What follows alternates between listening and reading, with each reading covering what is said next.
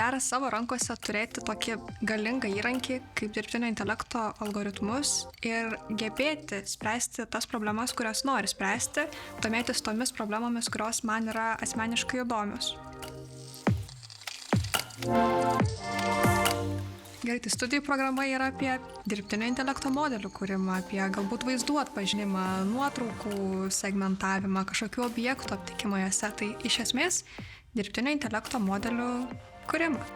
Yra labai daug sudėtingų klausimų, kuriuos pati neturiu atsakymų apie tai, kas yra dirbtinis intelektas arba apie tai, kokią jis įtaką gali turėti ateičiai ir šitam pasauliui. Bet iš ties man sunku įsivaizduoti kažkokią kitą temą, kuri būtų taip stipriai ant bangos, tokiam dėliam bume, kaip dabar yra dirbtinis intelektas. Visi apie jį kalba, visiems įdomu sužinoti, kas bus ateityje.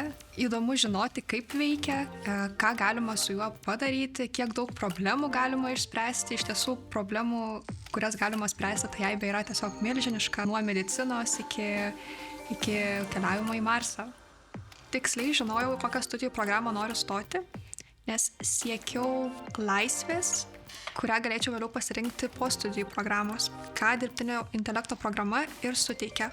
Pabaigus šią studijų programą vėliau galima dirbti ir medicinos srityje, prisidėti prie medicinos mokslinių tyrimų, galima prisidėti prie archeologijos tyrimų, galima pasirinkti galbūt maisto technologijos, kibernetinis saugumas. Iš esmės, ką tik nori, visur galima pritaikyti dirbtinio intelekto algoritmus. Dėl to manau, jog šioji studijų programa suteikia laisvę pasirinkti darbą bet kurioje industrijoje.